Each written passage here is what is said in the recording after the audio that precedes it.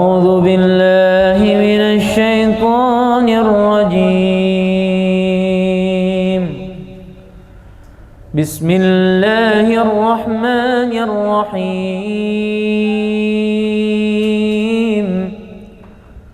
الحمد لله رب العالمين الرحمن الرحيم مالك يوم الدين. إياك نعبد وإياك نستعين. اهدنا الصراط المستقيم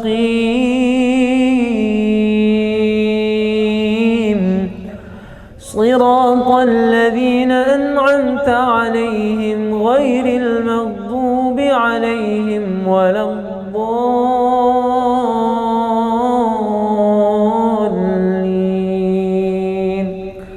آمين. بسم الله الرحمن الرحيم. أقم الصلاة لدلوك الشمس إلى غسق الليل وقرآن الفجر إن قرآن الفجر كان مشهودا. ومن الليل فتهجد به نافلة لك عسى أن يبعثك ربك مقاما محمودا. وقل رب أدخلني مدخل صدق وأخرجني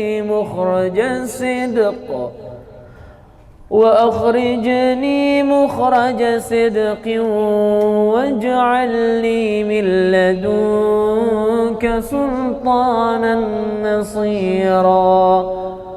وقل جاء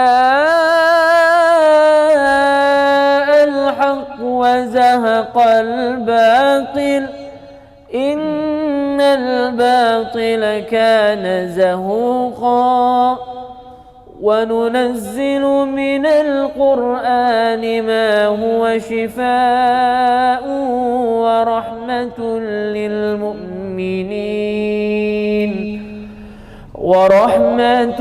للمؤمنين ولا يزيد الظالمين إلا خسارا.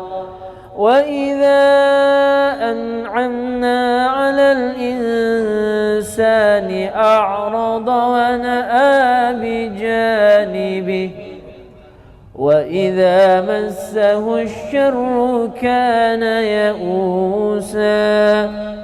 قل كل يعمل على شاكلته فربكم أعلم بمن هو أهدى سبيلا. صدق الله العظيم. اللهم صل وسلم وزد وبارك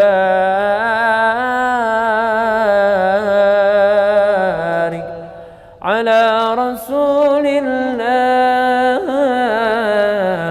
وآله الأطهار. على رسول الله وأصحابه الأخيار.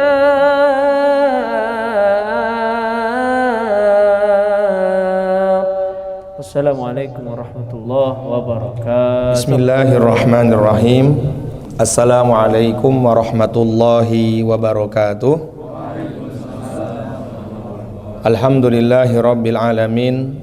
Allahumma salli ala sayyidina Muhammadin wa ala ali sayyidina Muhammadin fil alamin innaka hamidum majid. Qala Allah ta'ala fi kitabihil karim. A'udzu billahi minasyaitonir rajim. Bismillahirrahmanirrahim. Yarfa'illahu alladhina amanu minkum walladhina utul ilma darajat. Wa qala nabiyyuna Muhammad sallallahu alaihi wasallam man ja'ahul mauta wa huwa yatlubul ilma liyuhya bihil islam fa bainahu wa bainal anbiya'i fil jannah darajatun wahidah au kama jaa fil hadis. Alhamdulillah, teman-teman ngaji Pro akramakumullah, marilah kita senantiasa terus meningkatkan rasa syukur kita kepada Allah Subhanahu wa taala, karena dialah Allah Subhanahu wa taala zat yang senantiasa memperhatikan kita sebagai hambanya yang beriman dan terus memberikan kepada kita karunia yang besar. Di antara salah satu karunia yang besar yang Allah Subhanahu wa taala berikan kepada kita sebagai orang yang beriman adalah kenal kepada Allah Subhanahu wa taala, menjadi bagian dari umatnya baginda Rasulullah sallallahu alaihi wasallam. Tapi kebanyakan orang-orang hari ini beranggap bahwasanya karunia yang besar adalah harta yang banyak. Ini adalah kefahaman yang salah. Al-Imam Syekh Mutawalli Asy'arawi beliau mengatakan di dalam kitabnya, beliau mengatakan al-malu huwa adna darajatur rizki. Harta adalah nikmat yang paling rendah. Kata Syekh Mutawalli Asy'arawi, beliau mengatakan al-malu huwa adna darajatur rizki. Harta adalah nikmat yang paling rendah. Kenapa bisa? Karena berapa banyak hari ini orang mengumpulkan harta, setelah dirinya sakit, maka dia akan keluarkan hartanya demi kesembuhan dirinya. Kemudian beliau mengatakan lagi, wasihhatu a'la darajatur rizki. Sementara kesehatan adalah rizki yang paling utama. Kesehatan adalah rizki yang paling utama. Tadi harta yang kita punya, benda yang kita miliki, yang kita usahakan pagi, siang, malam, kita ingin mendapatkannya. Ketika badan kita merasa sakit, ya, anak kita sakit, istri kita sakit, maka kita akan keluarkan mobil kita akan keluarkan harta kita akan jual rumah kita demi kesehatan. Dan yang paling tinggi apa? Yang paling tinggi itu wal afiyatu hiya tamamur rizki. Afiyah adalah rizki yang paling sangat berharga. Apa itu afiyah? Dulu pernah saya jelaskan. Saya dapat dari mana afiyah itu?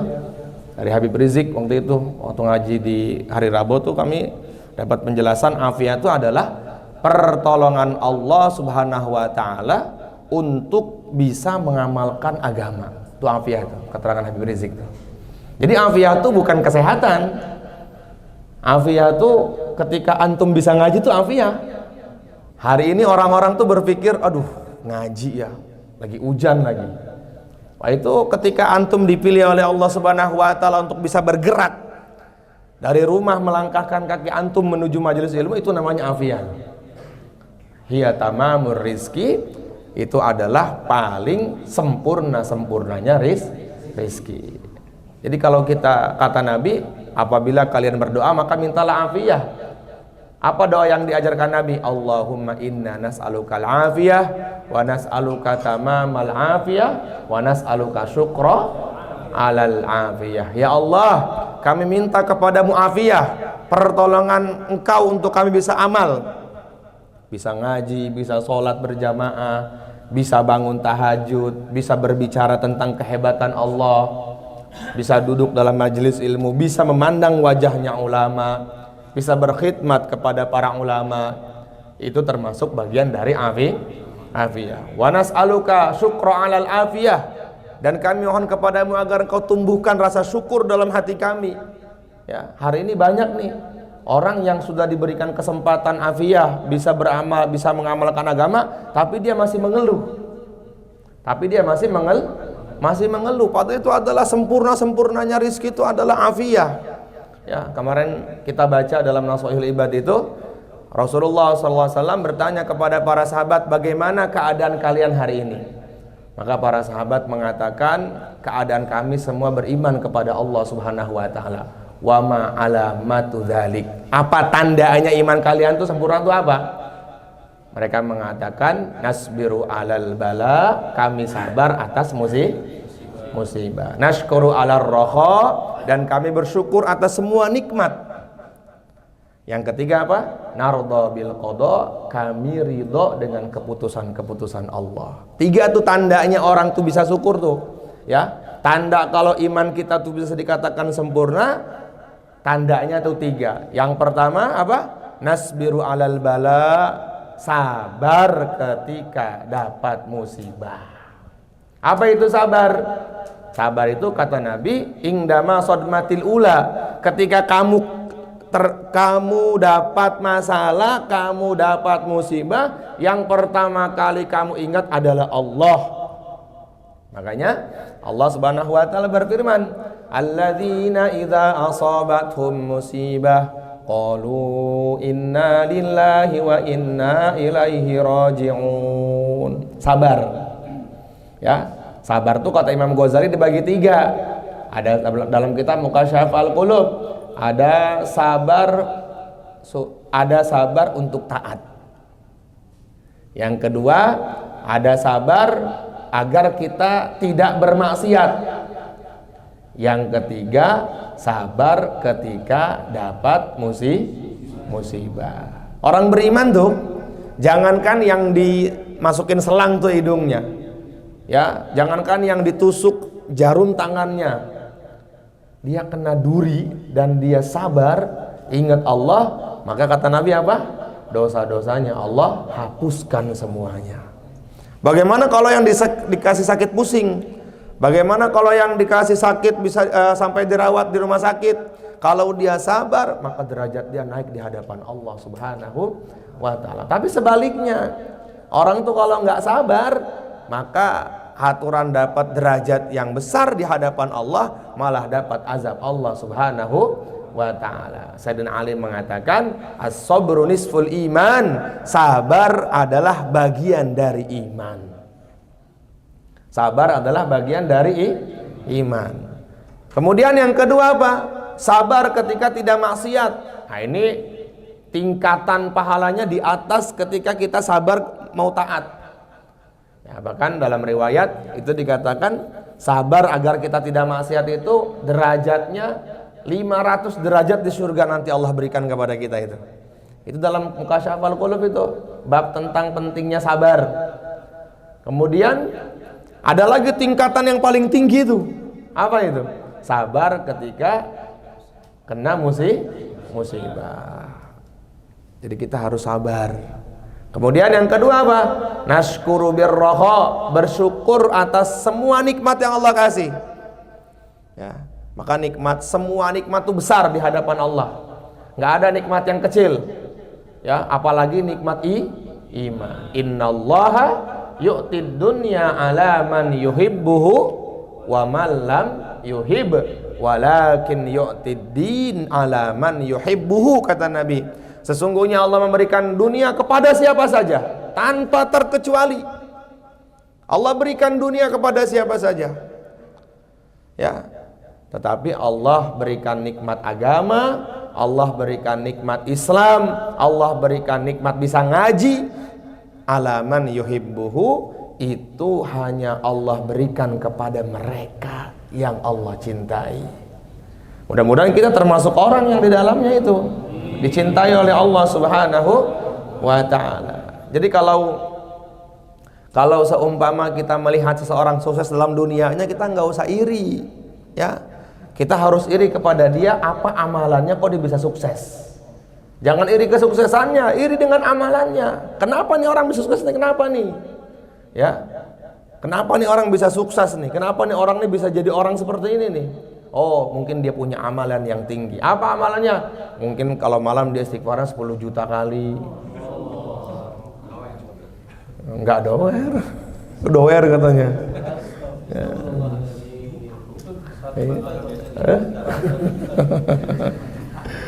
Insyaallah ya teman-teman. Jadi seperti itu. Yang kemudian yang ketiga, tanda seseorang itu beriman apa? Narda bil qada, dia ridho dengan semua ketetapan Allah Subhanahu wa ta'ala. Ridho dengan semua ketetapan Allah, apapun yang telah ditakdirkan Allah kepadanya, maka dia ridho. Ya Allah, kami ridho atas semua keputusanmu. Makanya Nabi bersabda begini, barang siapa yang setiap pagi dan setelah sholat maghrib dia mengucapkan raditu billahi robba wa bil islami dina wa bi sayyidina Muhammadin nabiyya wa rasula wa bil qur'ani imama wa bil ka'bati qiblah wa bil mu'minina wal mu'minati ikhwana, dia mengucapkan itu, maka halat lahu syafaati, maka hari kiamat akan aku berikan syafaatku kepadanya. Bahkan dalam kitab Babul Hadis disebutkan, orang kalau setiap pagi baca doa itu masuk surganya digandeng sama Nabi. Digandeng sama Nabi. Coba siapa yang istiqomah baca itu?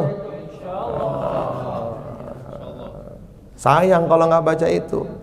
Ya, kita nih butuh dengan syafaatnya Rasulullah Sallallahu Alaihi Wasallam.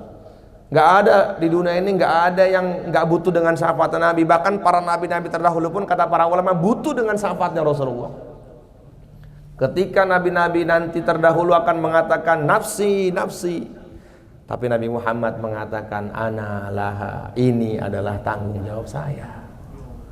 Ya, ketika semua nabi mengatakan saya malu di hadapan Allah, ya, pada hari itu seluruh nabi-nabi malu di hadapan Allah. Pada hari itu malaikat-malaikat qalata ataina ta'in, mereka saking takutnya di hadapan Allah, mereka seperti burung emprit yang sedang kedinginan. Mereka mengatakan sekarang masing-masing aja. Tapi Nabi dengan gagah beliau mengatakan ana laha, ana laha, ana laha, ini adalah tanggung jawabku. Jadi kita butuh nggak dengan syafaatnya Rasulullah itu? Sangat butuh dengan syafaat Rasulullah.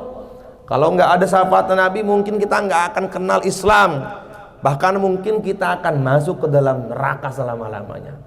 Tapi barokah syafaatnya Rasulullah Sallallahu Alaihi Wasallam, maka insya Allah kita akan diselamatkan oleh Allah Subhanahu wa Ta'ala. Nabi mengatakan inna hadhihi marhumatun laisa laha adzabun fid dunya wala adzabun fil akhirah. Umat ini adalah umat yang paling dicintai oleh Allah. Umat ini tidak akan diazab oleh Allah sebagaimana Allah mengazab umat-umat terdahulu. Kalau mereka mau bertobat kepada Allah, selagi masih nama Muhammad disebut di bibir-bibirnya orang beriman, maka Allah tidak akan kiamatkan di dunia. Tuh, Masya Allah. Allah Subhanahu wa Ta'ala tidak akan menghancurkan di dunia selagi masih ada orang yang bersolawat kepada baginda Rasulullah Sallallahu Alaihi Wasallam. Maka kita jadikan Rasulullah sebagai tujuan hidup kita, insya Allah. Amalnya ikut Nabi, caranya ikut, semuanya ikut Nabi pokoknya. Itulah yang disebut dengan amal soleh. Apa tuh amal soleh?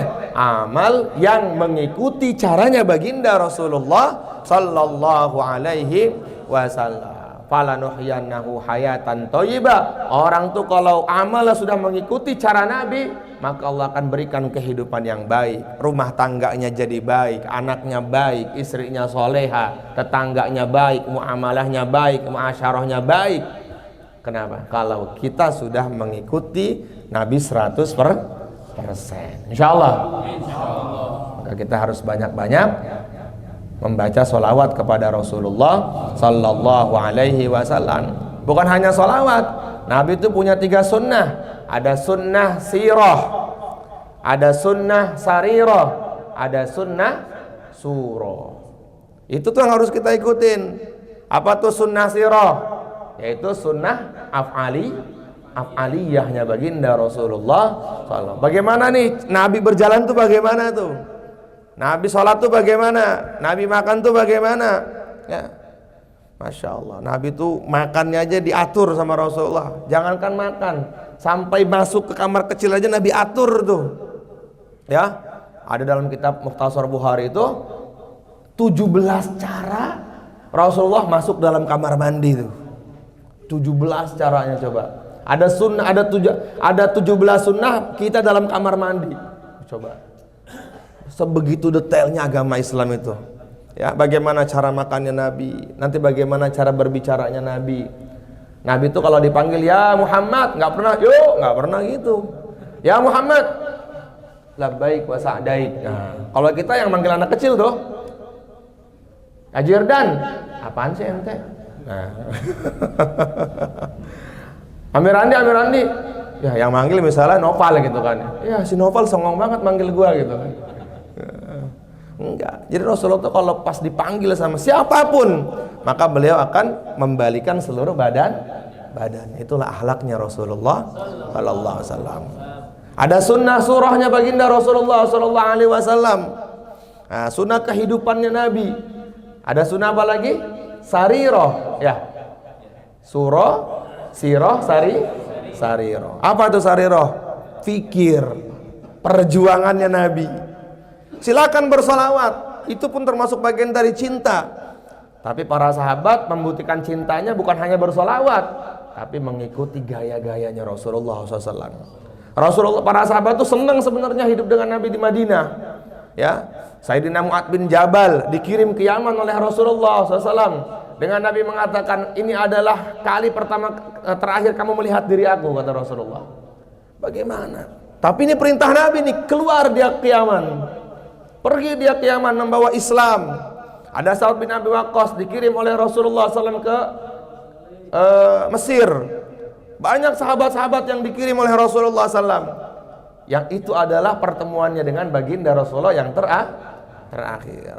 Tapi sebenarnya para sahabat itu ya sangat banget ingin bersama Nabi di Madinah.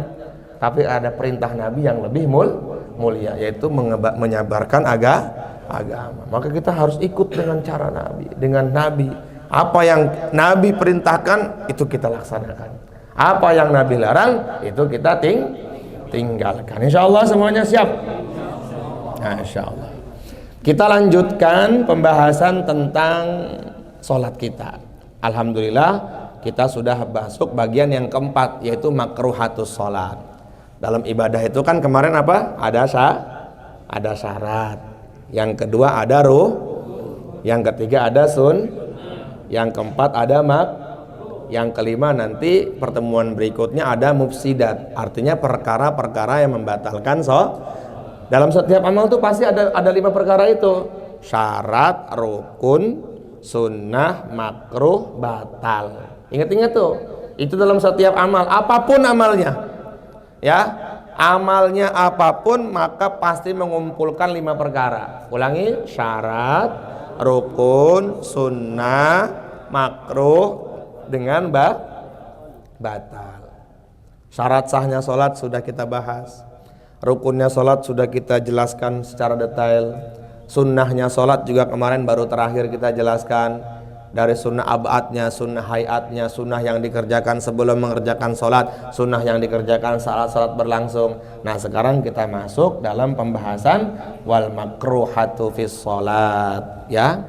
Makruh, perkara-perkara yang makruh dalam sholat, yang kalau kita kerjakan jadi sholat kita makruh. Apa itu makruh? Perkara yang nggak disenangi dalam agama. Artinya kalau dia mengerjakan itu nggak dosa, nggak membatalkan sholat juga, tapi nilai pahalanya berkurang. Makruh dibagi menjadi 2, ada makruh tangzih, ada makruh tahrim. Ya, makruh tahrim itu makruh yang hampir mendekati kepada haram. Ya, makruh tangzih itu makruh yang masih aman lah kalau dikerjakan. Ya, contohnya Anda silakan cari sendirilah. Ya, kalau makruh tahrim itu seperti antum mengerjakan sholat mutlak di waktu-waktu haram di waktu-waktu haram sholat. Sebagian ulama fikih mengatakan itu makruh, sebagian ulama mengatakan itu haram, nggak boleh. Dalam amal zakat juga begitu, ada auqatun, ya. Jadi ada waktu-waktu zakat yang dimakruhkan. Waktu zakat yang dimakruhkan itu dalam fikih adalah awal puasa. Jadi misalnya ulama sudah memutuskan besok kita sudah 1 Ramadan, besok malam kita sudah boleh taraweh. mulai terbenamnya matahari di tanggal 30 Sya'ban, ya, Allahu Akbar tuh itu masuk 1 Ramadan, itu udah boleh kita zakat. Tapi waktunya makruh. Nanti ada waktu yang sunnah. Ada waktu yang haram, mengeluarkan zakatnya waktunya haram tapi sah. Ada waktu yang wajib. Kapan wajibnya? Waktu wajib mengeluarkan zakat itu kapan? Tanggal 1 Syawal, sebelum khotib naik ke atas mimbar untuk khutbah Idul Fitri. Ada waktu nanti yang waktunya itu haram. Setelah sholat Id waktu itu masih boleh zakat, tapi waktunya haram. Setelah sholat Id, apabila ada orang yang zakat, itu masih dikategorikan zakat, tapi waktunya sudah haram. Yang nggak boleh itu habis asar, ya. Kalau habis asar zakat fitrah, maka sudah bukan namanya zakat fitrah. Kalau dia melalaikannya kalau dia tertinggalnya karena tidak sengaja, karena lupa, dosanya masih kecil. Tapi kalau dia tunda sampai males atau sampai lewat waktunya, maka jadinya dosa Ada orang meninggalkan sholat. Ente kenapa nggak sholat? Males gua, dosa besar itu. Tapi kalau ente nggak sholat, males gitu, gua sholat hidup masih begini-begini aja, gua udah nggak yakin sama sholat gua, itu yang bukan bisa kufur, itu langsung kufur. Hati-hati. Man taraka sholata mu'ta'ammidan faqad kafara. Barang siapa yang meninggalkan sholat dengan sengaja, berarti sungguh telah kafir dengan terang-terangan. Apalagi ada orang yang berani apa? Yang berani menjamak sholat. Ente sholat sono, ntar aja lah digabung sama Isya, maghrib digabung sama Isya, padahal nggak ada uzur. Maka orang yang seperti ini, kata Nabi, man jama'a baina sholataini min ghairi uzrin faqad atababam min abwabil kabair. Dalam hadis sahih itu, barang siapa yang sengaja menggabungkan 2 waktu sholatnya tanpa ada uzur, maka dirinya sudah tercatat dalam bagian orang-orang yang dosa besar. Bahkan dalam riwayat, namanya dia itu si fulan sudah dicatat di dalam pintu jahanam. Apalagi yang meninggalkan, itu yang menjama tuh tanpa adanya uzur, ya, tanpa adanya uzur. Pak Ustadz, kalau ke Tanah Abang uzur nggak itu? Ya. Kalau macet uzur, tapi kalau di Tanah Abangnya itu nggak uzur. Ya, banyak waktunya soalnya. Paham ya di sini insya Allah ya. Baik, yang pertama ahaduha ja'lu yadaihi fi kammaihi fi khamsati asya, meletakkan kedua tangannya di dalam lengan baju. Waktu saya ngaji di Warudoyong, ini ada 2 pendapat. Pendapat yang pertama, jadi begini. Jadi posisi lengan bajunya ini melewati ujung jari. Ini makruh nih dalam sholat nih kalau kita pakai nih. Ini nih, coba gitu kan. Nah, ada juga yang mengatakan, guru saya dulu bilang begini. Ya, dilinting makruh juga. Ini gini nih. Nanti ada tuh pembahasan Pak Haji Hakim. Jadi gini dia takbirnya, fi khamsati asya ingda taharrumihi, di dalam 5 keadaan. Yang pertama ketika takbiratul ihram, wa ruku'ihi, ketika mau ruku, wa sujudihi, dan ketika sujud, wa qiyamihi, dan ketika bangkit dari tasyahud Coba siapa yang masih ingat berapa tempat kita disunnahkan mengangkat kedua tangan? Nah, jangan Ustaz Ghifari lah, yang lain. Ustaz Ghifari alim. Hah? Ayo. Coba. Ayo. Ada berapa? Ini kalau nggak tahu parah sih ini. 8. Kebanyakan korupsi lu 8. Ya, fi arba'ati mawadhi'a. 4 keadaan. Pertama, ingda takbiratul ihram. Allah. Ini sunnah nih. Ya, ingda takbiratul ihram sunnah. Kata hatta hadwa mangkibaihi di sini nih. Di bawah. Jadi ini akan dibawa ke semuanya nanti. Ya, sujudnya sama nih kayak gini nih. Ya, di hatta yuhadiya mangkibaihi. Nah, itu kalau ini. Terus yang kedua apa? Ingdar ruku. Pas mau wa ingdal i'tidal. Sami Allahu liman hamida. Angkat tangan tuh, sunnah tuh. Sami Allahu liman hamida. Rabbana walakal ham boleh. Atau enggak Rabbana lakal ham boleh. Kalau enggak langsung Sami Allahu liman hamidah, langsung belakangnya makmum hamdan katsiran thayyiban mubarakan fi. Atau enggak Sami Allahu liman hamidah Rabbana lakal hamdu mil'us samawati wa mil'ul ardi wa mil'u ma syi'ta min syai'in ba'du subuhun qudusun rabbuna wa rabbul malaikati warruh subhanallah walhamdulillah wa la ilaha illallah wallahu akbar, baru hamdan katsiran thayyiban mubarakan fi. Kalau sholat sendiri panjangin nggak apa-apa. Kalau sholatnya berjamaah, yang penting makmumnya ridho. Jadi begini dia ngangkat tangannya begini. Allahu akbar. Harus saking dinginnya kali ya. Makruh tuh. Tapi sah nggak sholatnya? Ada orang sholat nggak angkat tangan, sah?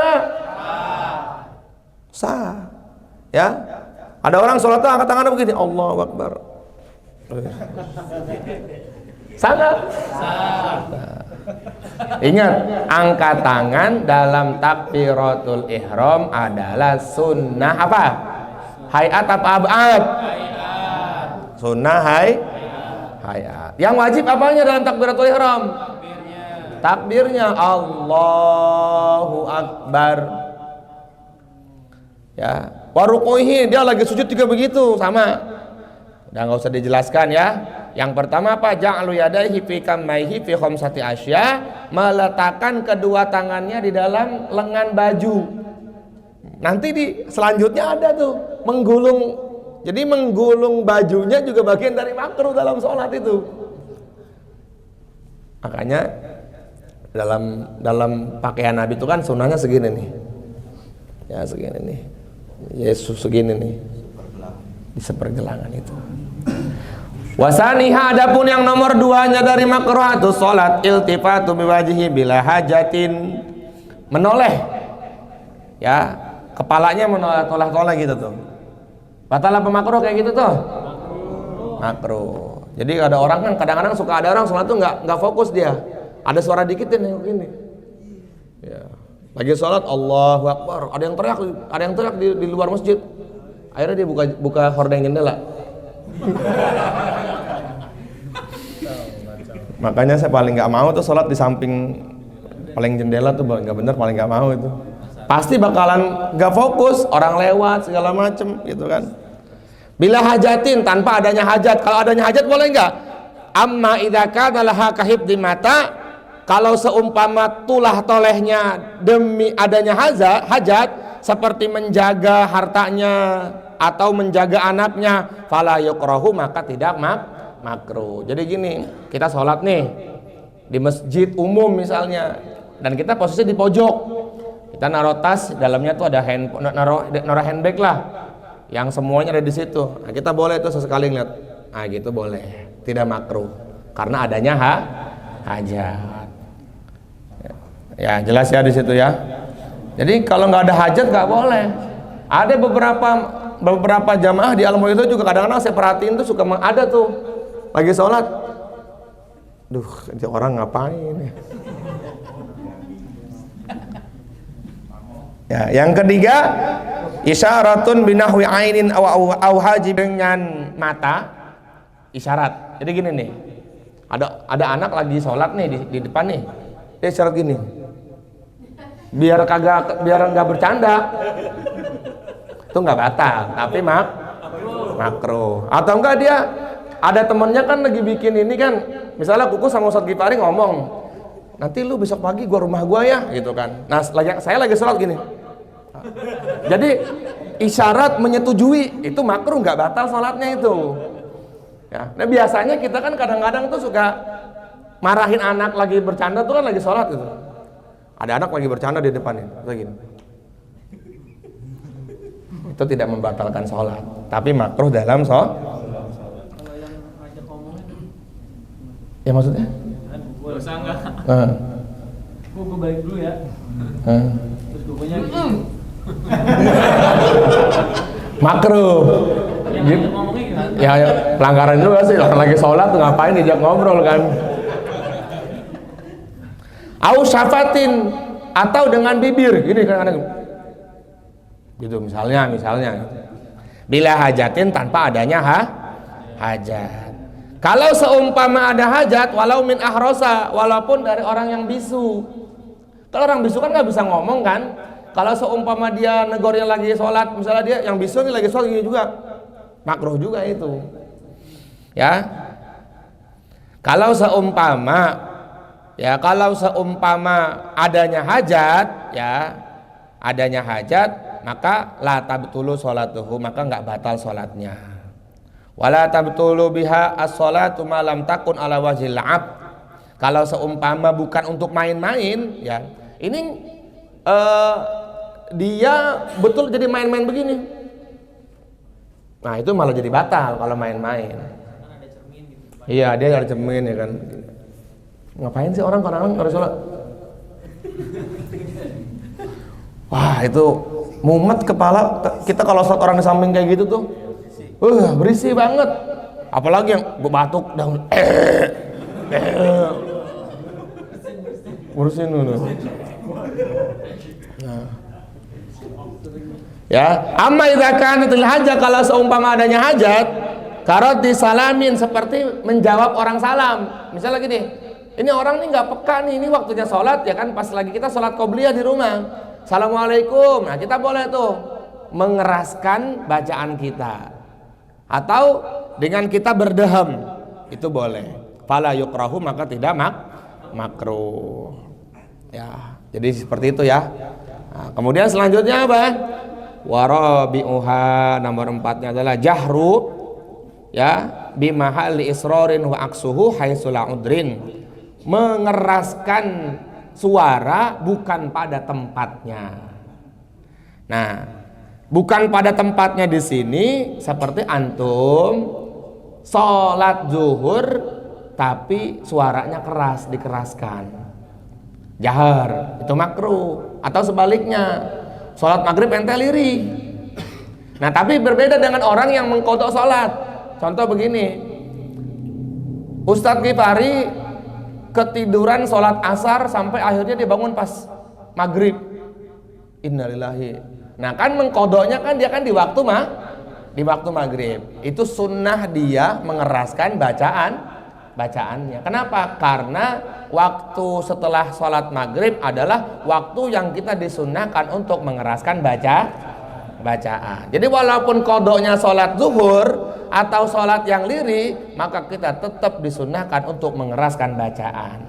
Tapi kalau pas seumpama kita sholat zuhur tiba-tiba baca Bismillahirrahmanirrahim, Alhamdulillah, itu makruh, tidak batal sholatnya. Itu yang pertama.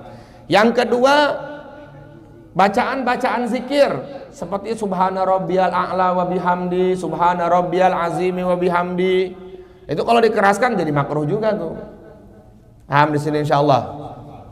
Bisa diterima? Ya. Terus yang nomor selanjutnya adalah nomor 5, ikhtisarun bi ayyaj'ala yadahu aw yadaihi ala khasiratihi ma lam yakun lihajatin ka'illati bi jambaihi. Salat tapi tolak pinggang dia begini nih. Jadi dia nggak mau pakai sedekap tapi dia begini. Nah itu makruh karena bersedekap juga termasuk bagian dari sunnah. Apa bersedekap? Hayat apa abad?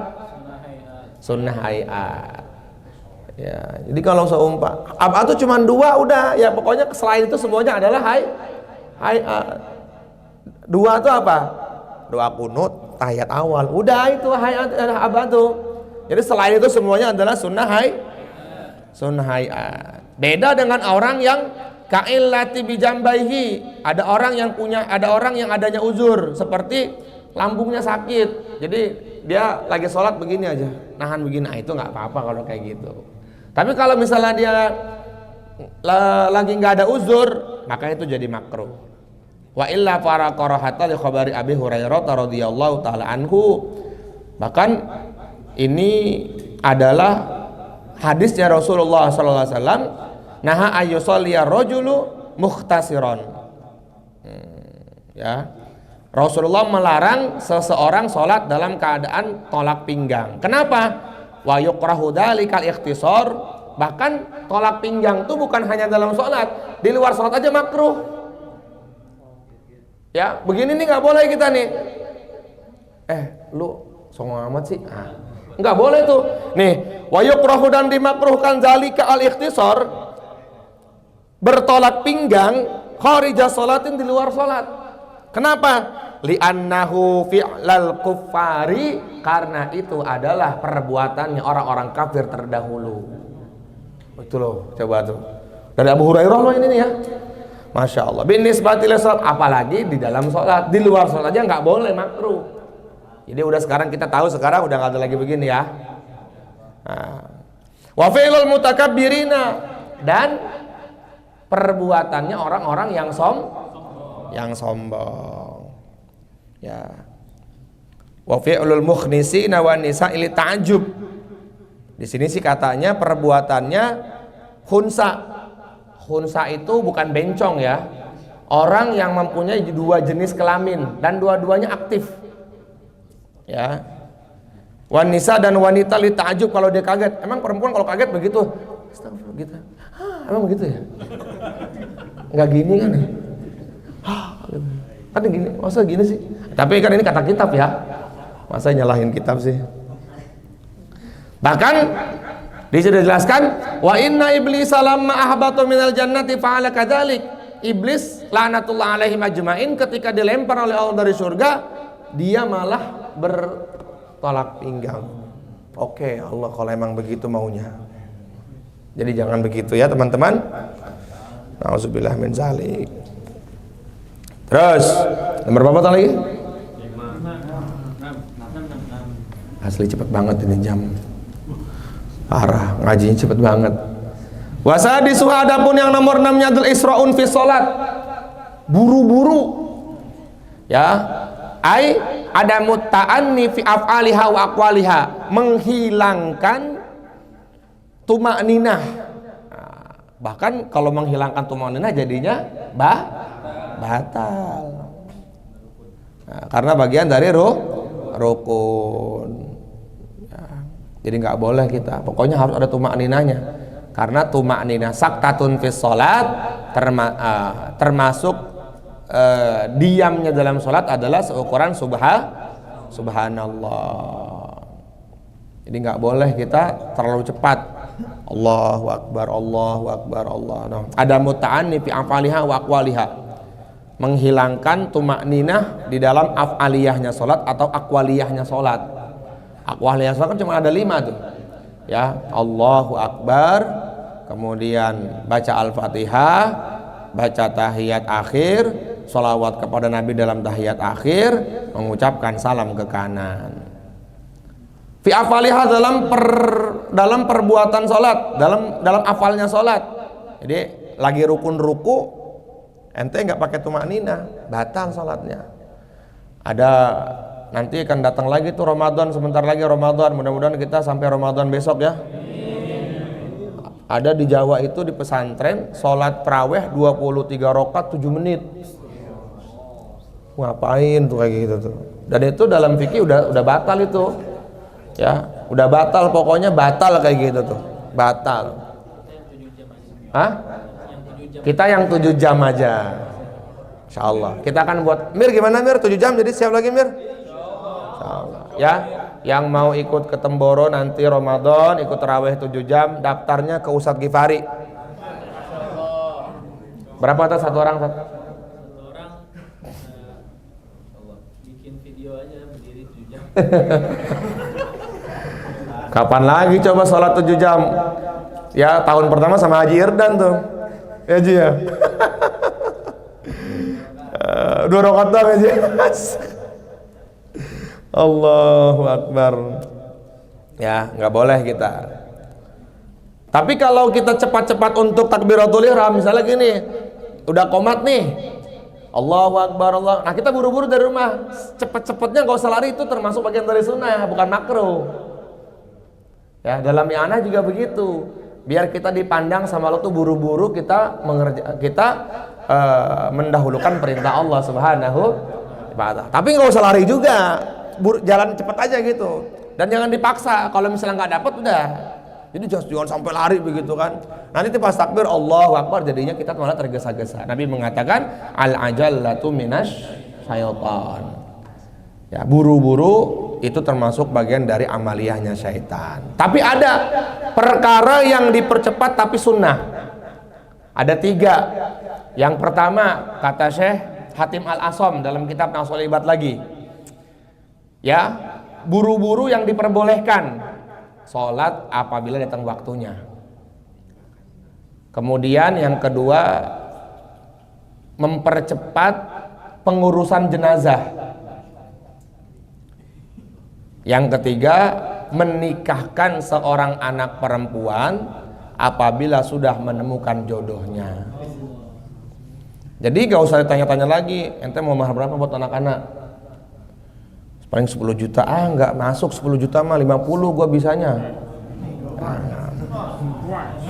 Kata Nabi, apabila ada seorang laki-laki yang datang kepada orang tua untuk melamar, untuk menikahi putrinya dan orang tuanya menyusahkan pernikahannya, maka tunggu kehancuran yang akan didapati oleh anaknya. Kemungkinan besar anaknya akan berzina. Itu kata Nabi, bukan kata saya, kata Nabi. Ya. Laki-laki juga sama, kalau udah pengen buru-buru nikah udah. Ya. Emang rukunnya nikah apa? Mahar bukan rukun kan dalam nikah itu? Rukun nikah itu ada 5. Yang pertama ijab qabul. Yang kedua 2 saksi. Yang ketiga wali. Yang keempat pengantin laki-laki, yang kelima pengantin mana? Ada nggak maharnya di situ? Tapi pelanggaran nanti kalau nikah tanpa mahar. Kata Nabi, sebaik-baiknya wanita adalah aisaru mahariha, yang mempermudah urusan maharnya. Kamu mau apa? Udahlah terserah kamu aja, yang penting kita nikah. Kalau bisa 3 juz kamu baca Quran depan saya tanpa melihat 30 juz. Maharnya Gus Ahmad. Maharnya Gus Ahmad, putranya Ki Uzairon, ya. Allah yarham rahmatullah bror. 100 juta, 100 gram, 100 bingkisan dengan baca Quran bin Nazor, baca Quran bi ghairi nazar 30 juz, 1 duduk di depan istrinya. Wah, itu keren tuh kalau kayak gitu tuh. Ini kadang-kadang mahar bikin konten sendal jepit. Yang orang Lombok itu namanya mempermainkan agama kalau kayak gitu tuh. Nah, terus sebaik-baiknya laki-laki siapa ya Rasulullah? Sebaik-baiknya laki-laki adalah yang memperbesar mahar. Kalau calon istrinya minta 10 juta, ente naikinnya 30 juta. Siap, insyaallah. Siap nggak nih yang belum nikah nih? Insyaallah. Agak insyaallah kayak tangkat tangan lagi. Allahu Akbar. Ya. Kalau cepat-cepat dalam sholat haram, makruh. Maaf, bukan haram, makruh. Kalau cepat-cepat mau ikut takbiratul ula bersama imam itu ada cepat-cepat yang memang sangat dianjurkan, ya, yaitu tadi 3 perkara. Bahkan ada satu lagi tambahannya adalah mempercepat menghidangkan makanan kepada tamu yang datang. Nabi Ibrahim tuh termasuk salah satu diangkat menjadi Khalilullah tuh ada 3. Ya, saya lupa pokoknya salah satu dari 3 itu adalah wa ma ta'asyaitu wa ma taghaddaitu illa ma'ad dhaif. Kalau beliau ingin makan, maka beliau akan mencari teman untuk teman makannya. Bahkan Nabi Ibrahim tuh kalau dalam 1 hari rumahnya nggak kedatangan tamu, aduh, nangis. Nah, kalau agak kedatangan tamu bilangin bapak nggak ada. Oh, kata ayah nggak ada. Hah? Ketemunya lari. Oh, 3 ya. Nih baru ingat saya. Pertama, Nabi Ibrahim itu lebih mendahulukan perintah Allah daripada perintah selain Allah. Nabi Ibrahim itu tidak panik dengan rizki yang belum terjadi, belum datang. Yang ketiga, Nabi Ibrahim itu senang dengan 3 perkara ini kalau ada dalam diri kalian, maka kalian akan menjadi khalilullah, kekasih-kekasihnya Allah Subhanahu wa taala. Bukan Khalil Ustadz kita. Ini Khalil Ustadz kita kalau ini nih. Ustadz siapa namanya Ustadz? Khalil siapa? Oh, Khalil Rahman. Sama aja. Kekasihnya Allah juga yang Maha Rahman.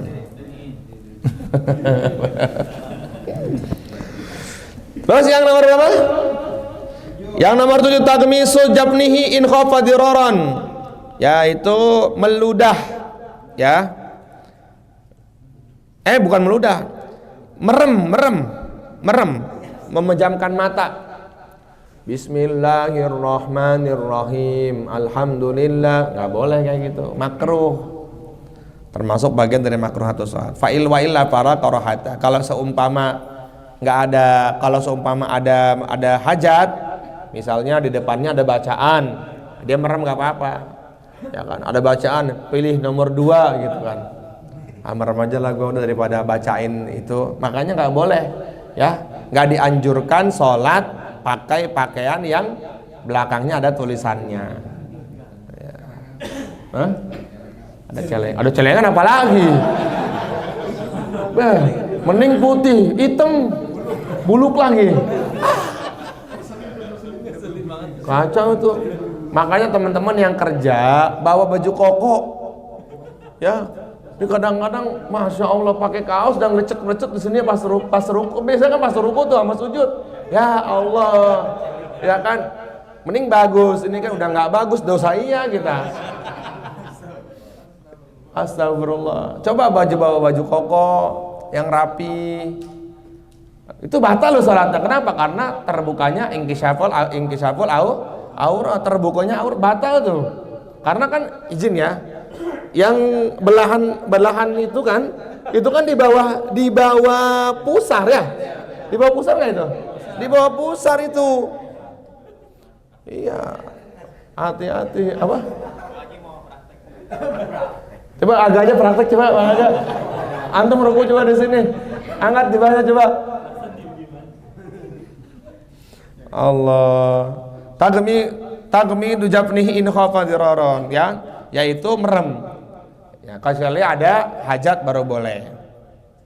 Sawalama wal basir. Nah, ya, kalau orang yang buta ya memang kayak gitu keadaannya. Ya. Masya Allah, makruh tuh. Terus yang selanjutnya adalah ilsaqu adudaihi bijambihi fi ruku'i wa sujudihi. Merapatkan jari jemari ketika ruku dan sujud. Jadi gini nih. Bahkan dalam takbiratul ihram juga nggak boleh gini, bukan nggak boleh, makruh. Allahu Akbar nih, nggak makruh nih. Jadi harus direnggangkan. Ya, kemudian begini. Ini nggak boleh, makruh nih. Ya, kemudian dalam sujud juga sama. Paham? Ya, jadi nggak makruh, bukan nggak boleh ya, makruh. Allah. Jadi harus begini. Allahu Akbar. Idza kabba kana Rasulullah sallam idza kabbara rafa'a yadayhi hatta yuhadhiya bihima fi mankibihi gitu ya. Bagaimana tuh dalilnya itu? Kana nabiyyu idza kabbara rafa'a yadayhi ya hatta yuhadhiya bihima fi mankibaihi, itu loh hadisnya seperti itu kalau nggak salah. Wallahu a'lam. Jadi kayak gini. Dia jari jemarinya agak renggang. Jadi renggang banget jangan. Terus yang selanjutnya adalah ilsaqu batnihi bi fakhdaihi fir ruku' was sujud. Menempelkan perutnya dengan kedua paha ketika ruku dan sujud, itu juga makruh. Jadi gini ya. Gini. Kan suka ada tuh orang yang sujudnya begini tuh. Ada orang yang sujudnya yang rukunya sampai begini. Nah, ini begininya. nggak boleh, makruh. Paham ya? Begitupun dalam makanya kan pernah saya jelaskan, fikih wanita dengan fikih laki-laki itu dalam sholat sama. Jadi kalau perempuan tuh, kan ada sebagian mengatakan perempuan tuh ininya ditahan, mau ngapain ditahan, orang nggak jatuh juga kan dia masih nyangkut terus gitu kan, ngapain ditahan gitu. Oh sama aja udah begini ya, sama. Jadi nggak Allah.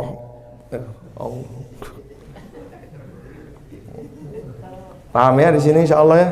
Jadi sama aja, nggak usah dibeda-bedakan. Terus dalam sujud juga sama. Coba kalau kuku mah walaupun nggak menempelkan, udah nempel dia karena udah maju dia. Coba gua sujud yang menempelkan perutnya dengan pahanya. Sujud. Nah itu nggak boleh nih kayak gini nih, makro nih. Jadi terlalu nempel. Nah. Iya, perutnya ke pahanya. Jadi memang harus. Terus yang selanjutnya adalah iqa'ul qalbi. Nah, duduk sebagaimana duduknya anjing. Ya, Masya Allah. Wahwa aisapu bil ardi. Jadi gini nih. Jadi duduk di antara dua sujud dia begini. Kecuali ada bisul. Kalau bisul nggak apa-apa karena uzur. Lebih baik begini nih. Nah, jadi kayak gini. Ini juga sunnah. Ya, tapi kalau begini dia nggak. Kan begini boleh, ya kan? Tapi makro. Ini namanya iqa'ul qalbi kata Syekh Nawawi Al-Bantani. Kan mengatakan gini. Kan gini kan anjing. Di situ tuh ada tuh. Iqa'ul qalbi. Duduk sebagaimana duduknya anjing. Kalau Nabi mengatakan idza sajada ahadukum fala yabruk kama yabrukul ba'ir. Apabila kalian sujud, maka janganlah sujud sebagaimana onta yang sedang duduk. Artinya gini nih. Nah, gini nih. Ya, meletakkan tangan seperti ini. Lihat deh onta kalau lagi duduk gini. Nah, itu tetap sholatnya sah tapi makruh hukumnya. Ya. Wa nasaba saqaihi wa wad'u yadayhi 'alal ardi wa hadza akhdhu naw'il iqa'. Maka sunnahnya anin Nabi sallam lakin al-iftirash afdalu minhu. Dari banyaknya duduk yang diperbolehkan dalam sholat, wa kaifa kana qa'ada jaza, maka yang paling utamanya adalah iftirash. Iftirash itu duduknya kaki kiri didudukin dengan pantat, kaki kanan agak berdiri tegak. Itu namanya iftirash yang paling sempurna. Ya, paham di sini insyaallah. Kemudian yang selanjutnya adalah nomor berapa? 10 ya? Hah? 11. Naqratul ghurab ay darabul ardi bi jabhati inda sujud ma'atu ma'nina. Ini saya belum paham nih, maksudnya tuh memukul tanah dengan kepalanya, atau kalau dulu ngaji jadi mungkin orang-orang yang ininya hitam-hitam tuh jadi digeser-geser tuh. Coba praktekin yang dijedotin coba. Bang Aga. Bisa jadi ya, tapi dulu ngaji keterangannya itu sih. Ya. Nah, itu nanti antum cari keterangan sendiri ya. Darabul ardi bi jabhati inda sujud ma'tumanina. Ini saya dapat keterangannya dari guru gitu. Memukul tanah dengan kepalanya. Atau dia menggeser-geser. Jadi ketika sujud dia geser-geser gini. Ini kan misalnya tanah nih, sejadah kita, biar mungkin kelihatan ini hitam kan, ini orang ahli tahajud nih gitu kan. Bagaimana ayat Ustaz Gifari? Coba hufaz. Allah Subhanahu wa taala kan bisa mengetahui keadaannya orang beriman tuh min asari sujud. Bagaimana ayatnya? Fi asari sujud itu gimana? Coba ayo.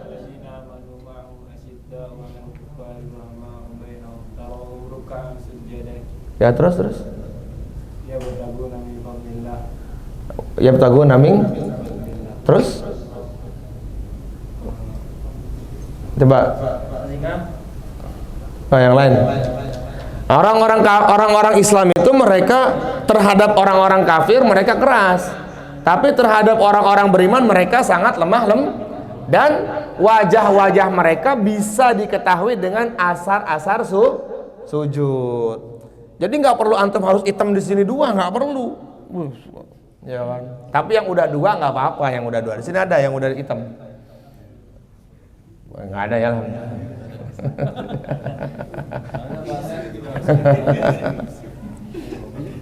Kalau kuku nggak ini kata kuku nih, saksinya ini nih. Apa namanya? Mata kaki. Ah, gua nggak gitu-gitu juga, mondok 14 tahun. Biar kelihatan ahli tahajud lah pokoknya lah. Fatahajjat bihi nafilatan laka asa ayyab asaka rabbuka maqaman mahmuda. Terus yang selanjutnya adalah iftirashu sab'i fi sujudihi. Nah, iftirash ya, iftirasnya seperti binatang buas. Bi ayyadha diraihi 'alal ardi kama yaf'alu saba. Jadi gimana coba iftirasnya kayak binatang buas tuh gimana ya caranya ya? Duduknya tuh coba duduk iftiras tapi agak condong dia. Tahu nggak kamu kalau harimau pengen nerekam itu? Dulu saya waktu diajarin sama Akang itu, Akang Wardoy, dia gini dia, kayak gitu, begini dia. Oh itu gini, ini tetap boleh. Jadi kan kalau kayak macan tutul pengen nerekam mangsanya kan dia suka ngeker dulu tuh. Nah itu kayak, nah kita begitu kan gitu, gitu. Kecuali ada uzur, mungkin ininya sengklek atau bagaimana kan. Ambayan juga nggak apa-apa kalau ambayan gitu. Ya. Masya Allah. Tahu kan jadinya tuh kan ilmu tentang sholat. Terus yang selanjutnya adalah al-mubalaghatu fi hifdzir rasi fir ruku'. Terlalu menundukkan kepala ketika ruku. Coba Bonar berdiri. Nah, menundukkan kepala atau ini makro. Atau kepalanya dia bukan negak ini nih. Nah, gitu. Nah, ini makro. Tapi harusnya bagaimana? Jangan begitu juga. Harusnya ke arah sujud. Ya, terus jazakallah. Fi khifdir rasi fir ruku'. Nah, seperti itu. Terus yang selanjutnya adalah italatut tasyahhudil awal fi ghairil ma'mum. Memanjangkan tasyahud awal buat imam ini ya. Bihaitsu zadahu walau bi sholati 'alan nabiyil mukhtar. Jadi kemarin apa batasan tasyahud awal? Cukup ya, sampai sholawat aja bacaan sunnah maka nggak boleh menambahkan, nggak boleh menyelesaikan kita, bukan jangan, tapi memang nggak disunahkan, malah makruh. Jadi cukup sampai sholawat. Kenapa? Karena sholawat Ibrahimiyah setelah wa ala ali sampai innaka hamidum majid adalah sunnah abad dalam tahiyat akhir. Itu alasannya Syekh Nawawi Al-Bantani. Begitu loh, sedetail itu coba ulama tuh. Masya Allah. Makanya kata Nabi, laulal ulama la saron nas kal bahaim. Kalau nggak ada ulama, manusia tuh lebih parah daripada binatang. Jangan main-main sama ulama. Ya, udah mah habaib, ulama, alim kita caci maki lagi, nggak seneng kita. Oh, hati-hati antum.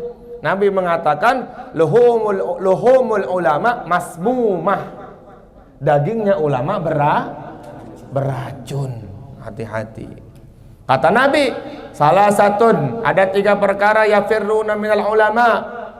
Ya, ada 3 perkara, ada 3. Yang pertama, Allah Subhanahu wa taala akan mencabut keberkahan rizki kalian. Nauzubillah. Nah. Terus yang kedua apa? Diberikan pemimpin yang zalim. Yusallitullahu alaihim sultanan zaliman. Allah akan berikan kepada kalian pemimpin yang zalim. Hati-hati loh. Ini gara-gara adanya AI ini, akhirnya kita dijauhkan dari ulama ini. Sekarang tuh orang tuh tinggal tanya aja sama AI itu. Apa? Iya itu kayak gitulah, nggak ngerti saya. Itu kenapa tuh? Itu cara Allah, ya kan, fitnah itu. Itu fitnah banget itu caranya orang-orang Yahudi agar kita dijauhkan dari ulama itu. Benar. Masya Allah. Dulu masuk raudhah, ya kan, bebas kita kapan aja bisa. Sekarang masuk raudhah tanya Ustaz Gifari, 1 kali aja jamaah umroh ya Ustaz ya. 1 kali aja. Jadi kita tuh udah dijauhkan sama Rasulullah juga. Mungkin akan datang satu masa kita udah nggak boleh lagi ziarah ke raudhah. Coba. Makanya antum nabunglah supaya bisa berangkat umroh, biar nanti fitnah tuh nggak makin besar gitu kan. Lah itu udah benar banget tanda-tanda hari kiamat. Dulu raudhah tuh udah bebas banget, kita mau berjam-jam kita boleh itikaf di Nabawi, ya kan.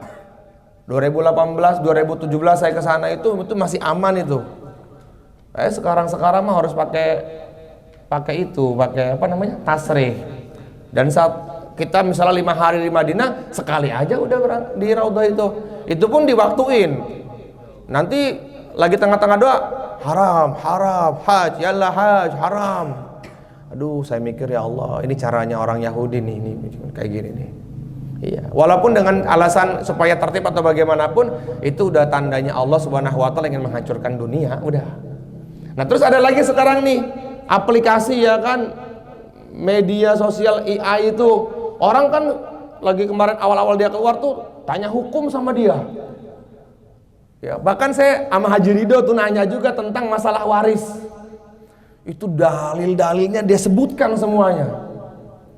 Allah. Jadinya orang tuh sekarang tuh bisa nanya lewat gitu aja, lagi tidur sembari telanjang, ya kan ya. Nanya hukum dia. Bagaimana hukumnya wanita yang lagi nifas, apakah boleh di masjid? Padahal lagi telanjang dia tuh, makanya udah nggak ada lagi keberkahan ilmu. Dijauhkan dari ulama.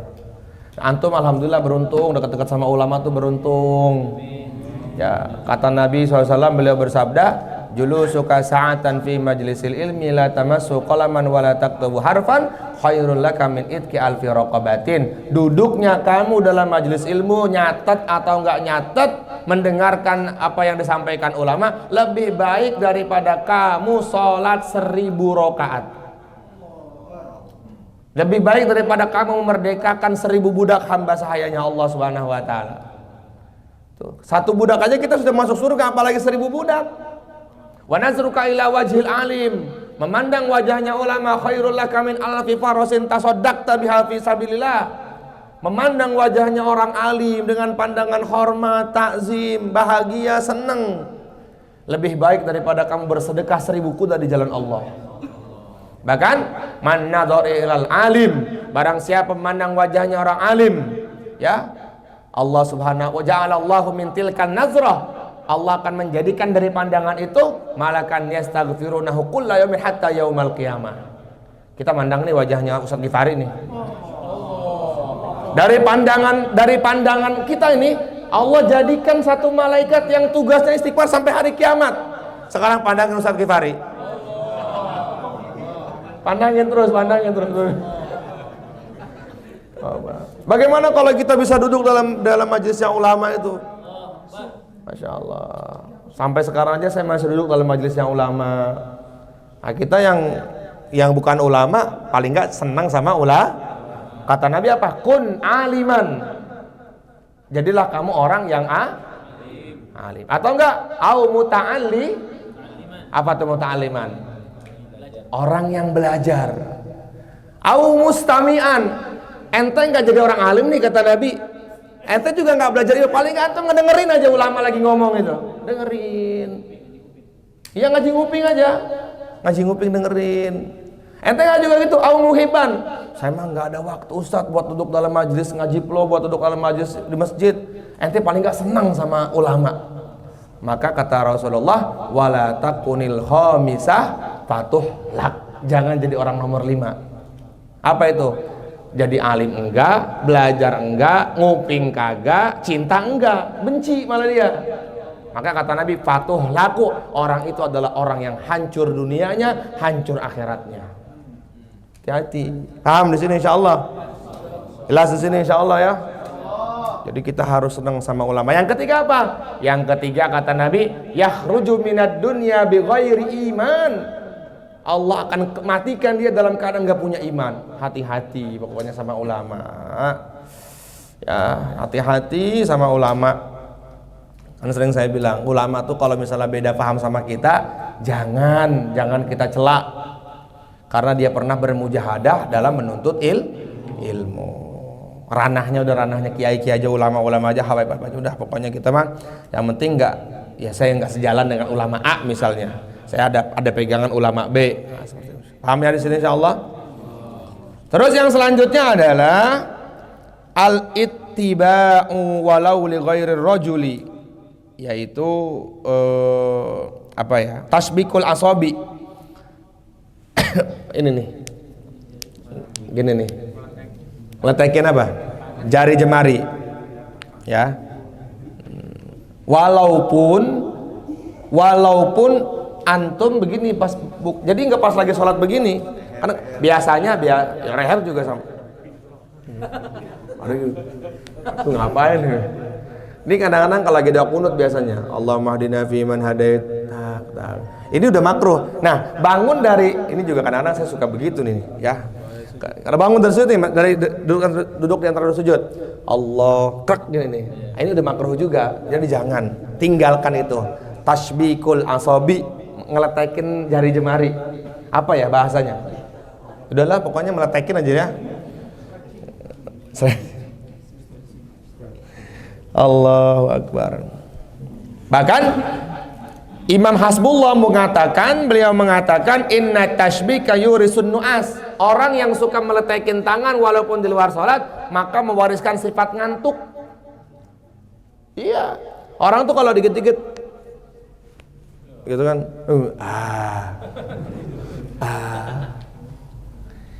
inna tasa'uba minas syaitan wal utasu minallah. Kalau menguap itu datangnya dari tapi kalau bersin datangnya dari Allah. Nabi itu makannya nggak pernah nguap. Gimana Ustaz Ghifari dalilnya?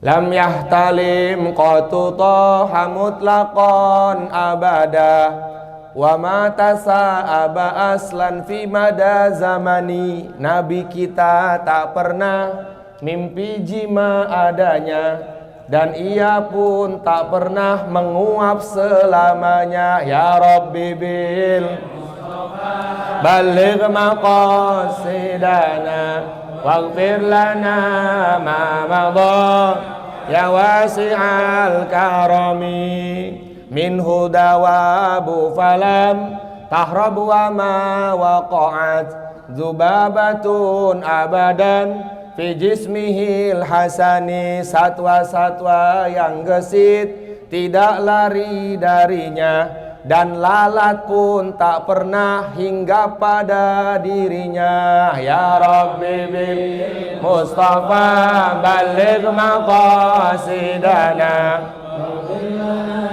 ma madha ya wasi'al karami.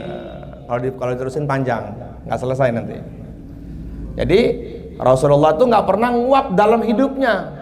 Kalau Ustadz Kukuh dari mulai awal sampai sekarang udah 18 kali dia nguap. Maka di Azkar tuh disebutkan, di Al-Azkarnya Imam Nawawi, bukan Syekh Nawawi Al-Bantani, sunnahnya ketika nguap maka ditutup dengan tangan kiri, kemudian dengan zohrul kaf gini nih. Pakai ini, bukan pakai ini. Dengan punggung tangan kiri sampai ta'awuz. A'udzubillahi minasyaitonirrajim. Jangan gini. Kadang-kadang kita wah. Lagi sholat juga wah. Dusun namanya kayak gitu tuh. Tahu dusun nggak? Ya, dusun. Terus yang selanjutnya apa? Al-isbalu. Isbal artinya memakai bahan yang melebihi mata kaki, baik sarung ataupun jubah. Makruh ya dalam sholat ya? Nah? Ya disengaja. Ya paling enggak, saya kan juga enggak di atas, enggak segini juga, saya kan segini nih. Ya, atau enggak pas mata kaki lah. Apa? 56 ya? Ya segitulah bagus. Hafal ya. Apa isbal tuh? Irkhaul izar alal ardi, yaitu terlalu berlebihan memakai sarung sampai ngengser ke tanah. Itu biasanya kalau pakai BHS tuh. Ya, yang gandulan BHS-nya nggak dicopot ya Jirdan ya. Ya kan? Kalau pakai BHS, ente kalau ngeriung di kulon dapat berkatnya 2. Kenapa? Karena ngeriung, tahu kan ngeriung yang kayak tahlilan gitu. Kalau pakai BHS diciriin, oh baik, berarti anaknya kiai nih kalau gitu. Kalau cuman pakai safir, nah itu nggak dikasih kayak gitu tuh. Paham ya? Terus yang selanjutnya adalah yaitu meludah amaman wa yaminan la yasaron. Meludah ke depan dan ke kanan. Bahkan boleh meludah dalam sholat. Kalau dulu kan posisinya kan memang tempat sholatnya baginda Nabi kan belum keramik kayak kita sekarang. Nah kalau kita meludahnya di saku. Jadi di luar sholat aja kita nggak boleh meludah ke depan ke kanan. Bolehnya meludah ke kiri. Sunnahnya. Jadi kalau meludah tuh gitu kan. Enggak ya.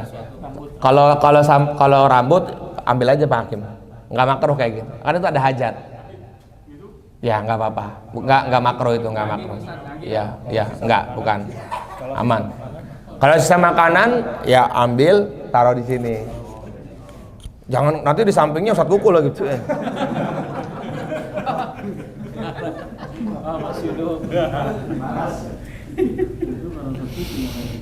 Ya. Qala Rasulullah sallam fi li khabari syaikhaini, Imam Bukhari Imam Muslim meriwayatkan sabda Nabi, "Idza kana ahadukum fi sholati fa innahu yunaji rabbah fala yabzuqanna baina yadayhi wala ain an yaminihi." Apabila salah seorang di antara kalian salat, karena sesungguhnya salat adalah tempat bermunajat kalian kepada Allah, maka jangan meludah di antara kanan kalian dan kiri dan depan kalian. Walakin an yasarihi, boleh meludah di sebelah kiri, boleh sebelah kiri. Wa hadza fi ghairil masjid, dan ini di selain masjid. Kalau di masjid mah jangan. Kalau di masjid, waduh gimana nih ya kan. Terus yang selanjutnya adalah kafu sawin au sya'rin, melipat lengan baju. Melipat lengan baju. Au sya'rin, atau yang rambutnya gondrong diikat, itu makruh dalam sholat. Ya, karena apa? Tasbihun nisa, yaitu menyerupai wanita. Makanya pentingnya pakai peci. Ya pakai kopiah. Kalau di luar sholat makruh juga? Makruh kalau tar. Kalau di luar sholat enggak.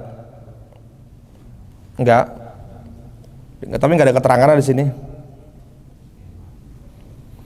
Nah, di sini alasannya makruh dalam sholat itu kenapa? Karena menyerupai hunsa dan perempuan. Ya. Yajibu kafu sya'ri imra'atin wa hunsa tawaqqafat sihhatus alaihi. Wala farqa baina sholati 'alal janazah wa ghairiha wala bainal qa'im wal qa'id. Jadi nggak boleh juga ya, nggak boleh. Jadi mendingan pendek sekalian daripada kita menggulung lengan baju. Makruh ya, masya Allah ya, sedetail itu ya Imam Nawawi ya. Terus nomor berapa tuh?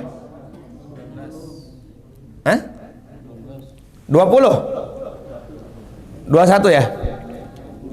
Wad'u yadihi ala famih bila hajatin. Meletakkan penutup di mulut, di depan mulut gini. Atau dulu waktu zamannya Covid pakai masker. Ya, tapi sekarang kalau pakai masker kan karena ada uzur kan. Karena kemarin kalau sekarang udah nggak usah.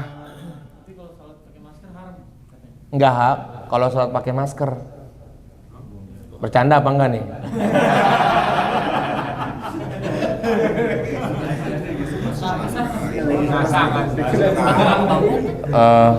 Iya, kalau mukanya haram lah, nggak sah sholatnya. Orang sholat di belakang sholat imamnya peci hitam juga haram gitu. Sholat imamnya peci hitam, haram banget itu. Udah gitu nih masuk YouTube ya kan ya.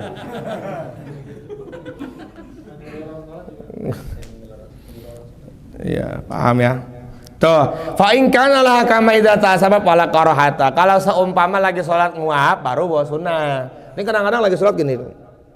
Kenapa harus ditutupin?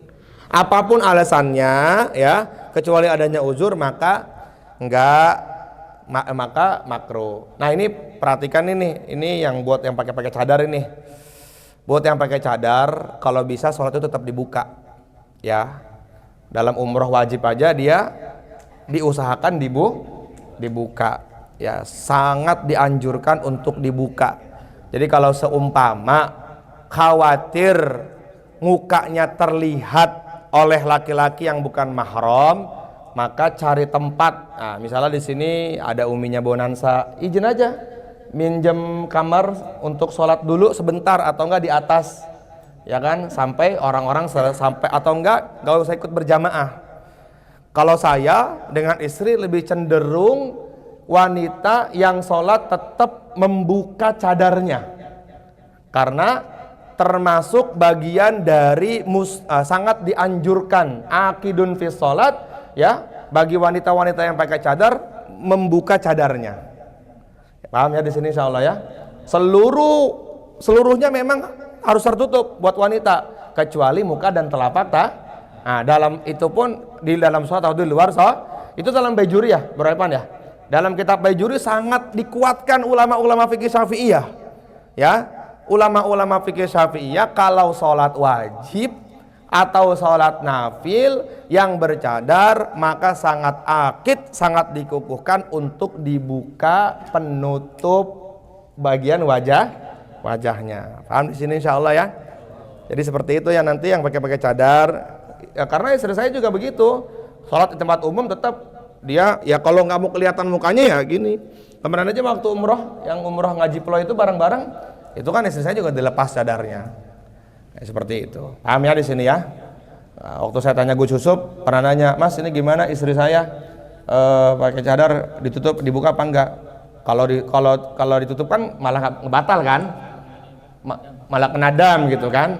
Udah dibuka aja katanya. Tapi di belakang jalannya sama kamu, atau enggak pakai purdah yang ini. Tapi pas dicoba satu kali putaran udah pusing kepalanya, enggak ngap tat. Jadi aneh begitu. Biasanya ketutup di sini kan cuman begini, tapi ini ada kayak bayang-bayang begitu. Bilang sama saya, Bi nggak kuat nih pakai ini, udah dibuka aja. Yang iseng mah ya teman-teman ngaji belum ngeliatin lagi kan, ya karena penasaran kan. Umahnya Daniel kayak apa nih umahnya Daniel nih? Ada hidungnya apa enggak gitu dia? Jelas ya? Nanti sampaikan yang istri-istrinya pakai cadar, sangat dianjurkan seperti itu. Pak Ustadz, jadi kalau seumpama dipakai cadarnya boleh, tapi kurang afdol. Nah, kita kan pengen cari yang lebih utama. Terus yang selanjutnya adalah terakhir, talasum. Apa itu talasum lirajuli? Menutup muka bagi laki-laki. Pakai sorban. Izin nih, walaupun dingin gitu misalnya gitu kan. Di puncak Ustadz Gifari lah. Jadi gini nih. Nah, nih kalau sampai begini nggak boleh. Lihat deh, Habib kan nggak begini, dibuka ininya. Ya.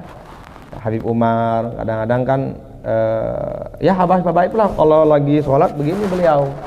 Ini termasuk bagian dari sunnahnya para wali nih kayak gini nih. Ya, jadi kalau yang begini yang nggak boleh. Jadi kita saking pengen nggak dinginnya kan begini nih.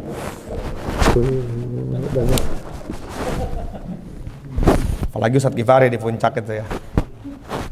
Jelas ya insyaallah ya. Dah cukuplah itu aja insyaallah. Ada pertanyaan nggak makruh atau sholat? Ayah silakan. Bertanya atau di luar tema sholat, ayah silakan. Ya.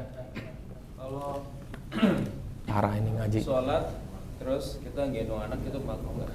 Kalau gendong anaknya pakai pampers yang sudah ada isinya, batal. Berarti antum membawa. Nah, jangankan yang dibawa, ini nih kabel kan nyambung tuh ke situ tuh.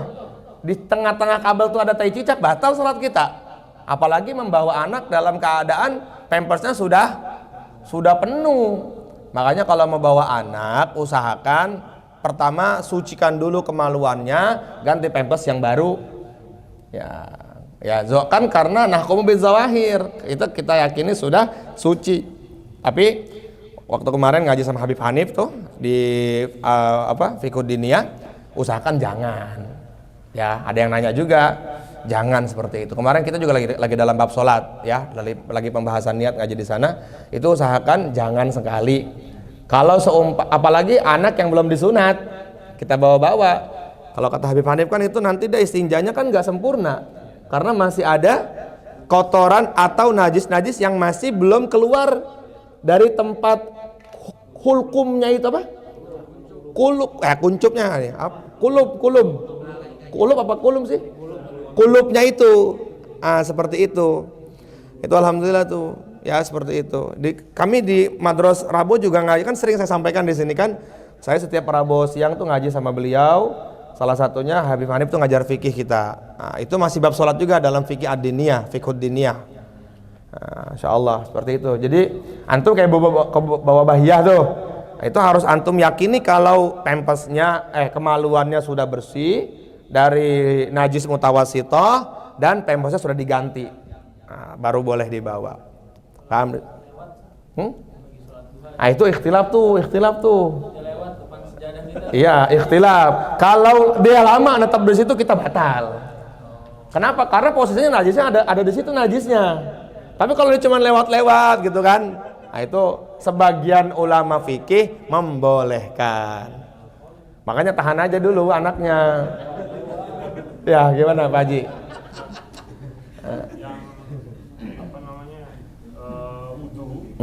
Pada waktu kondisi darurat, sulit air dan lain-lain, terpaksa pakai aqua. Nah,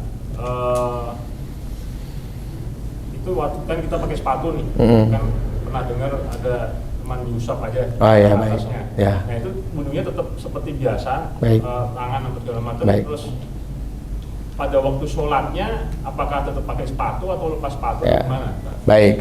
Pertama yang mau saya jawab, yang modelnya kayak sepatu itu. Dalam fikih ada namanya babul khaufi, bab tentang mengusap muzzah. Muzzah tuh kaos kaki yang terbuat dari kulit. Ingetin nih, ya. Karena gini, tetangga sebelah kita nih, dia mengatakan khop itu, muzzah itu apa saja, yang penting bisa menutupin mata kaki, ya bisa menutupin kaki sampai di atas mata kaki.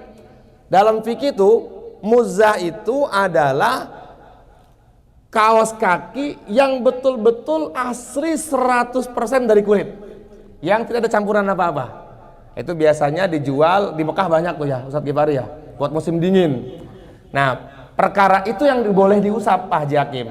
Ya, kalau perkaranya sepatu, ya sepatu, dan itu walaupun dari kulit, karena di bawahnya kan ada kayak gambus, apa sih kayak karet begitu, itu dalam fikih bukan termasuk bagian dari muzzah.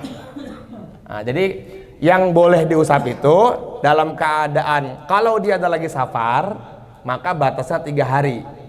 Kalau dia lagi mukim, batasnya 1 hari. Tetap jadi gini Pak Haji, kita pakai muzzah nih dalam keadaan suci subuh nih. Pertama kita pakai dulu, wudu dulu, kemudian kita pakai muzzah. Berarti kita dalam keadaan suci dong. Nanti pas duhur kita nggak perlu buka lagi nih, usap aja di sini, usap di sininya, di atasnya. Ya izin ya di atas. Jadi gini, coba ini pegang dulu. Takutnya nih, jadi perhatikan ini. Jadi ngusapnya di sini nih, ya. Nah, wudunya sempurna. Tapi ketika iya sebelum ngusap ini zuhur nih. Sebelum dipakai muzzah berarti. Iya gini. Misalnya Pak Haji pakainya subuh. Ya subuh ya, pakainya subuh. Itu belum dipakai dulu. Tapi kita sudah dalam keadaan wudu suci. Wudu sempurna, kita wudu, baru kita pakai. Tes. Kemudian waktu zuhur supaya ini enggak kita lepas lagi, itu boleh nggak dilepas. Walaupun kita nggak sempurna ininya, hanya ngusap aja di atasnya saja. Kalau kita lagi netep di rumah, itu 1 hari kita boleh pakai itu. Jadi gini, subuh ketemu subuh, ini nggak perlu dibuka. Selagi kita nggak hadas besar, selagi kita nggak hubungan badan dengan atau kita nggak mimpi jenazah. Kalau mimpi jenabat ini wajib dibuka, karena gugur nih, sudah selesai. Kalau lagi safar, masanya 3 hari. Nah, yang punya silahkan dipakai praktek, ya. Tapi syaratnya nggak boleh dilapisi kaos kaki. Jadi muzah ketemu kulit kita, nempel sama kulit kita, itu udah hangat banget. Mir, masih ada nggak muzahnya, Mir? Nah, itu nanti praktek tuh, ya. Misalnya pakai nanti sekarang, besok subuh nggak usah dilepas, wudu, lap aja di sini, di gini, ambil. Nah, di sini pelajarannya yang kedua apa? Hikmahnya yang kedua. Hikmahnya yang kedua, agama tuh nggak dipikir dengan logika. Kalau agama dipikir dengan logika, maka pantasnya yang diusap bawah apa atas? Bawah. Tapi kenapa Nabi perintahkan atas? Ya suruh taat kalian. Makanya kata Sayyidina Ali, beliau mengatakan laukana dinu birra'yi, kalau seumpama agama itu dengan logika, maka tentu muzah itu lebih pantas diusap di bawah daripada yang di A. Tapi perintahnya Nabi, ente kalau pakai muzah nggak perlu dilepas, usap aja atasnya ketika yang kotor kan bawahnya. Tapi kenapa atas yang diusap? Udah, lu nggak usah tanya, ikut Nabi. Itu perintah dari Rasulullah. Jadi gitu Pak Haji Hakim. Paham ya, insya Allah ya. Kalau Pak Haji Hakim di rumah itu 1 hari masaknya. Kalau di safar, misalnya Pak Haji safar ke mana, ke luar negeri, pas musim dingin, biar nggak mau repot, udah pakai dalam keadaan suci, 3 hari masaknya dihitung sama kita. Udah nggak usah dilepas-lepas. Yang penting kita nggak hadas besar aja. Ya seperti itu. Nah, kalau teman-teman tetangga sebelah yang saya lihat ini, mereka tuh mengganti muzah itu dengan kaos kaki, benar Ustaz Gifari? Iya. Bahkan sepatu, ya kan? Itu wallahu a'lam ya. Kalau dalam mazhab Syafi'i nggak boleh. Nah, sementara sekarang kita gini, di Mekah sendiri aja ya Ustaz Gifari yang sudah bolak-balik ke sana, kan biasanya askar-askar kan sholat kan suka dengan itu. Nah, itu mungkin dalam mazhab Maliki, karena beliau di sana lebih dominan ke mazhab Maliki, itu bisa dikatakan muzah juga sepatunya mereka, karena sepatunya mereka juga kan kulit kan. Mereka tuh kan udah, saya pernah lihat itu, dia wudu, tapi pas ini gini aja udah. Itu ya kita nggak bisa komen dong, karena itu mereka bukan mazhab Syafi'i. Tapi kalau Syafi'i nggak boleh seperti itu. Paham di sini? Nah, teman-teman silahkan nanti googling apa itu muzah, bagaimana cara pakainya. Kalau bisa ya just tip sama Ustadz Gifari biar kita bisa amal. Kak Ustadz Gifari, apa sih muzah tuh? Antum praktek amal deh. Ya, saya udah praktek tuh di India tuh. Di India tuh waktu itu saya keluar 4 bulan di sana, itu lagi dalam puncaknya musim dingin. Udah. Lagi safar terus kan kita pakai terus itu. Jadi nggak pernah saya buka itu, karena kita nggak mandi juga di sana. Kalau udah mandi lagi baru pakai lagi. Nanti selama wudu cuma usap aja. Nah, itu coba dipraktekkan. Itu ada dalam fikih. Itu Pak Haji, insyaallah ya. Paham di sini insyaallah. Nah, intinya kalau memang itu sepatu juga, yang penting bawahnya nggak ada lapisan karet. Berarti nggak bisa dong kalau gitu kan, nggak bisa. Berarti tinggal beli aja, praktek untuk 1 hari, besok atau yang sudah punya muzah di rumah, mau praktek malam ini, maka besok selama 1 hari wudunya nggak perlu dibuka. Pokoknya yang penting kulitnya kulit asli. Markas Mir? Saya beli di markas. Oh, di markas. Berapa? 80.000 ya? Sintetis apa kulit asli? Iya, takutnya sintetis, Tad. Kulit asli kan mahal ya. Iya. Kalau sintetis ya qadarullah, dianya bohong berarti. Asli ya? Insyaallah. Nanti praktek ya. Ada namanya muzah. Itu bahkan di dalam semua kitab fikih dijelaskan bab pertama. Ya, yang belajar fikih, Ustaz, ya enggak?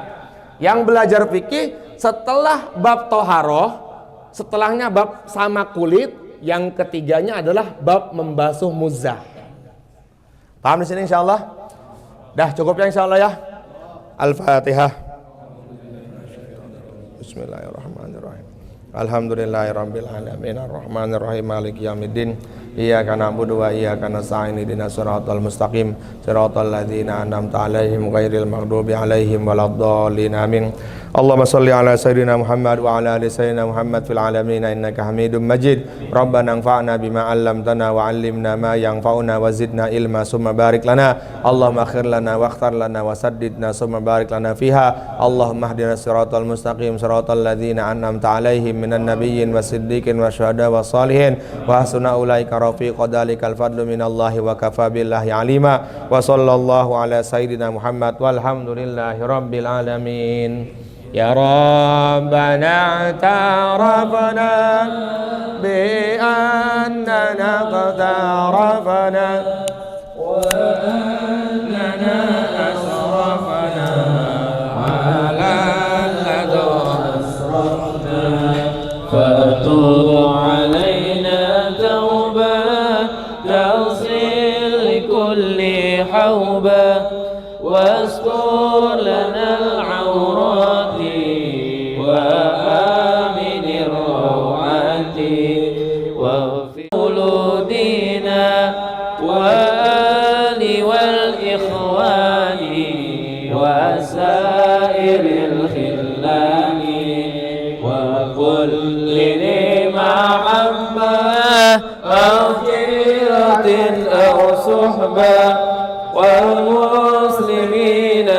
أجمعين آمين ربي أسمع قتلا وجندا منا لا باكتساب منا بالمصطفى الرسول نهضى بكل صول صلى وسلم ربي عليه عند الحب وآل وصحبه عدالة نفس الصحب والحمد لله في الباقي والثناء والحمد لله في البال والثناء.